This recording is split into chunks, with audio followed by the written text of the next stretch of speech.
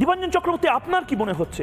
প্রথমে FIR tampering করার অভিযোগ, দ্বিতীয়ত ইনস্ট্যান্ট কেস বানানো হয়েছে নাকি টালা থানাতে বসে, এবং একটু যদি পিছিয়ে যান আপনি, পুলিশ, ফরেন্সিক, স্বাস্থ্য দপ্তর সবাই হ্যান্ড ইন গ্লাভস যাকে বলে একদম মিলেসুর মেরা তুমহারা করে একটা মধ্যবিত্ত বাড়ির মেয়েকে মারলো, প্রমাণ লোপাট করলো, এবং তারপর পুরোটা যাতে কেউ কিচ্ছু না বলতে পারে দেহ সৎকার করে দিল।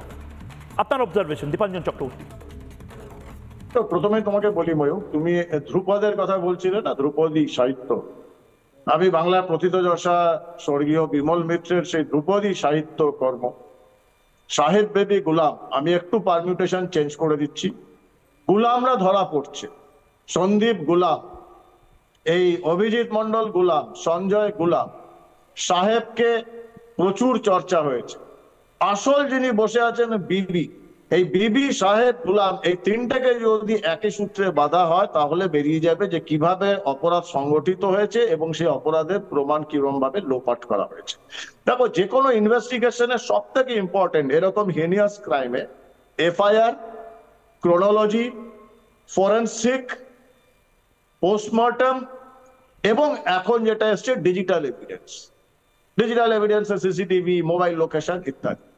তুমি দেখো যেরকম ভাবে একটার পর একটাকে নষ্ট করা হয়েছে, তুমি যেটা বলছিলে আমি শুনছিলাম, এরকম উদাহরণ অতীতেও রয়েছে। নির্ভয়া, কুখ্যাত নির্ভয়া কেসে সে কনফেস করেছিল যে রাম সিং যে প্রথম যে শুরু করেছিল ঘটনাটা, যে আমরা তো শুধু রেপ করতে গিয়েছিলাম, ও বাধা দিয়েছিল, সেই বাধা দেওয়াতে ক্ষিপ্ত হয়ে গিয়ে আমরা এরকম নৃশংস অত্যাচার করি এবং তারপরে সেই মেয়েটি মারা যায়।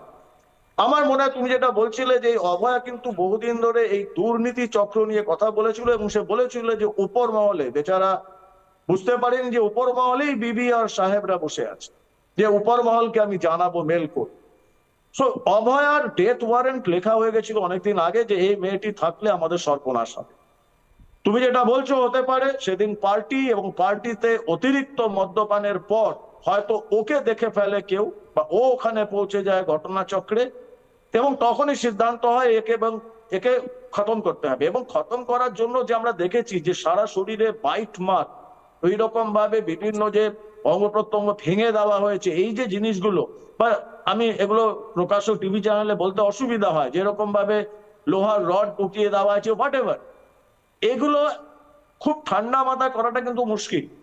যারা করেছে একাধিক ব্যক্তি এবং প্রচন্ড নেশার করে, আগে থেকে ডিসিশন ছিল, অভয়াকে দেখে ওদের সেটা ইনস্টিগেট হয় যে নাকি আজকেই শেষ করতে হবে, এবং মদের নেশা শেষ করবো যখন, তখন নিশ্চয়ই বুদ্ধি দেওয়া হয়েছিল যে একে ধর্ষণও করো, তাহলে পুরো ব্যাপারটা গুলিয়ে দেওয়া যাবে। না হলে শুধু হত্যা হলে একটা অন্য অ্যাঙ্গেল যাবে, সেখানে দুর্নীতি এবং অন্যান্য বিষয়গুলো সামনে চলে আসবে।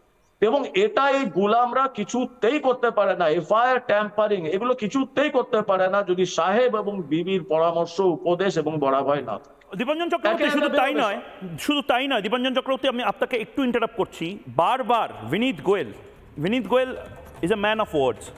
তিনি কিন্তু বারবার একটা কথা বলেছিলেন, আরজিকর ভাঙচুরের ক্ষেত্রে দাঁড়িয়ে পুলিশের ভূমিকা হোক বা গোটা ইনভেস্টিগেশন চলা নিয়ে, it is under my order, আমার নির্দেশে হয়েছে, আমি ক্যাপ্টেন অফ দ্য শিপ যদি কিছু গন্ডগোলের মধ্যে ঢুকে পড়েন তাহলে তো সমস্যা হয়। বিনীত গোয়েল এখন আর পুলিশ কমিশনার নেই, কিন্তু ওই কথাগুলো এখনো আমার কানে বাজে। টন্টু বড়াইকে আমি শুরুতে আপনার কাছে আসছি, আপনি একজন সরকারি আধিকারিক। একটা এফআইআর ছেঁড়া, মানে এফআইআর ছিঁড়ে ফেলে দেওয়া, এই কথাটা শুনলেই কিরকম একটা সন্দেহের চোখে আমাদের দেখতে হয়। কারণ কি সত্যি এফআইআর ছিঁড়ে ফেলে দিচ্ছে, বা এফআইআর কি আদৌ ছিঁড়ে ফেলা যায়, বা এফআইআর নিয়ে ফেব্রিকেশন করা সম্ভব?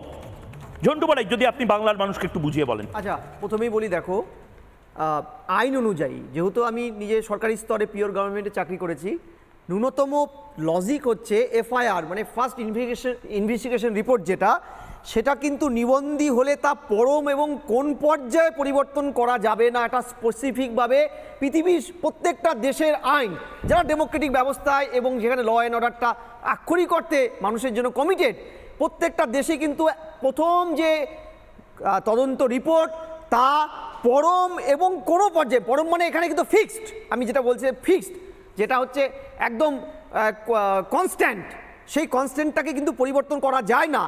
তুমি পুলিশের চার্জশিট কিছু পর্যায়ে অভিযোগ যোগ বা প্রত্যাহার করা যেতে পারে, এফআইআর পরিবর্তন করার কোনো ন্যূনতম অর্ডার নেই।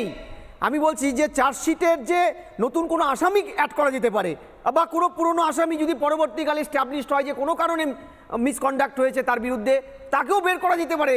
কিন্তু কোনোভাবেই এফআইআর একবার দাখিল হলে সেটা পরিবর্তন বা কেটে দেওয়া, ছিঁড়ে ফেলা, মুড়ে ফেলে দেওয়া কোনো অল্টারেশন সম্ভব নয়। তার পরিবর্তে বিকল্প তাকে রেখে প্রপার কজ দিয়ে আরেকটা করা যেতে পারে, কিন্তু কোনোভাবেই কাটা যায় না। আমি তোমাকে দায়িত্ব নিয়ে বলছি, এখানে আমি নিজে আধিকারিক হিসেবে চাকরি করাকালীন এরকম একাধিক পুলিশের সাথে বিভিন্ন ধরনের ইস্যুতে মানুষের স্বার্থে যখন এই ধরনের কেসগুলো আমাদেরকে করতে হয়েছে, পুলিশের কিন্তু এই ধারাগুলোয় আমাদেরকে মনে রাখতে হয়েছে। এবং আমি আশ্চর্য, তুমি যখন আমাকে এই প্রোগ্রামের স্লটটা বলছিলে আমি ঘাটছিলাম যে সত্যিকার কি বিএনএস এরকম কোনো ধারা অ্যাড হয়েছে। বিশ্বাস করো, পৃথিবীর কোনো দেশে এই অদ্ভুত নিয়ম যা প্রচলিত নয়, এটা একমাত্র পশ্চিমবঙ্গে বিগ কনস্পিরেসি। আমরা বলছি না যে এই যে এফআইআরটা তুমি এই যে ছিঁড়ে ফেলা, সেটা highest command from highest order থেকে না হলে পরে এটা করতে পারে না, করা যায়নি, করা হতে পারে না। এবং তুমি জানো আজকে যে ঘটনাগুলো সিবিআই একে একে বের করছে, তাতে একটা সিরিয়াস বলছে যে ওদিন 5 থেকে 6টা বডি ছিল অভয়ার সাথে, বাকিদেরকে সূর্যাস্তের আগে পোস্টমর্টম করা হলেও একে খুব শর্ট টাইমে, অন্তত দম যা স্টেটমেন্টটা দিয়েছে সিবিআইয়ের কাছে, যেটা বেরিয়ে এসছে যে এই মেয়েটাকে সূর্যাস্তের পরে তড়িঘড়ি কোনো রকমে তার পোস্টমর্টম করা হয়। ক্লাসিক্যাল মানে একদম ধ্রুপদী সাহিত্য, ধ্রুপদী সঙ্গীতের মতন এখানে ধ্রুপদ যেন ব্যবহার হয়েছে অপরাধ বিজ্ঞানের সাথে, ক্লাসিক্যাল ক্রাইম যাকে বলা হয়। আমি জন্টু বড়াইক, আপনি বলছিলেন আমার সাথে এই মুহূর্তে অরিন্দম আচার্য এবং দীপাঞ্জন চক্রবর্তী রয়েছেন, তাদের কাছেও যাব। কিন্তু যে 4টে প্রশ্ন নিয়ে আজ জবাব চায় বাংলা আমি করছি, সেই রাতে মোচ্ছব ছিল কি বাবুদের? অভয়া মারাত্মক কিছু দেখে ফেলেছিল, ছিঁড়ে ফেলা হয় যাবতীয় তথ্য, টালা থানাতেই এফআইআর পরিবর্তন। এই 4টের মধ্যে থেকে প্রথম দুটো সম্ভাবনা নিয়ে এই মুহূর্তে দেখে নেব। প্রথমে, সেই রাতে অনেকে বলছেন তদন্তে উঠে আসছে মোচ্ছব চলছিল, মোচ্ছব ছিল বাবুদের। এই বাবুরা কারা? এই বাবুরা? দুটি পার্টি ছিল 8ই আগস্ট রাতে, সূত্রের খবর দুটি পার্টি ছিল 8ই আগস্ট রাতে আরজিকর হাসপাতালে। এরপরে একটি পার্টি কেবি হোস্টেলের ছাদে হয়েছিল বলে সূত্রের খবর। এর পরবর্তী অন্যটি জরুরি বিভাগের ফিমেল ওয়ার্ডের ছাদে হচ্ছিল। জরুরি বিভাগ অর্থাৎ ইমার্জেন্সি বিল্ডিং, তার ফিমেল ওয়ার্ডের ছাদে মোচ্ছবে ছিলেন একাধিক ইন্টার্ন এবং পিজিটি। এরা কারা? এরা কোথায়? এরা এখনো কি মিডিয়ার সামনে আসতে ভয় পাচ্ছে? এই পিজিটিরা কি কিছু জানে? সূত্রের খবর এদের অনেকেই অনেক কিছু জানে। মদের ফোয়ারার সঙ্গে দেদার খাওয়া দাওয়ার অ্যারেঞ্জমেন্ট ছিল সেই রাতে, এবং সেখান থেকেই আসল সন্দেহ দানা বাঁধছে। পার্টিতে ছিলেন শিক্ষকদের কেউ কেউ। কারা ছিলেন যারা এই মোচ্ছবের অংশ ছিল হাসপাতাল চত্বরে? পার্টিতে ছিলেন সন্দীপ ঘোষ, অভিক দে। আবারও বলছি, সন্দীপ ঘোষ, অভিক দের মোবাইল নেটওয়ার্ক অত্যন্ত গুরুত্বপূর্ণ হয়ে যাচ্ছে এই গোটা তদন্তে। সন্দীপ ঘোষ একাধিক লোককে ফোন করেছিলেন, বড় বড় নাম। সন্দীপের টাওয়ার লোকেশনে মেলেনি বাড়ির লোকেশন, তার মানে বাড়িতে ছিলেন না সেই রাতে সন্দীপ। ভোর রাতেও সন্দীপ ছিলেন না, তার মানে কোথায় ছিলেন দাদা? আরেকটা টুইস্ট, ঠিক এই জায়গা থেকে এই মোচ্ছবে কি কিছু হচ্ছিল ভালো করে বুঝুন। সূত্রের খবর মারাত্মক কিছু দেখে ফেলেছিল অভয়া, মারাত্মক কিছু অভয়া দেখে ফেলেছিল বলে এত ব্রুটালি, এত নির্মম ভাবে তাকে খুন করা হয়। পার্টি কি শুধুই 2 জায়গাতে হয়েছিল?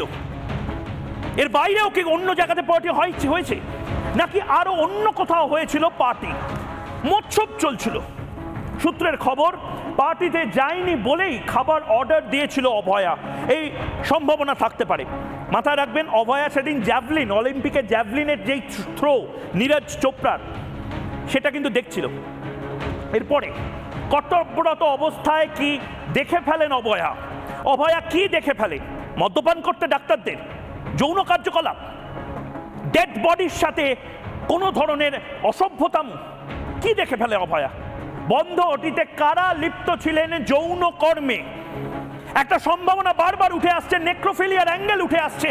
সন্দীপ ঘোষের বিভিন্ন পারভার্টেড যে অ্যাঙ্গেলগুলো, সেগুলো উঠে আসছে। কি দেখে ফেলেছিল অভয়া?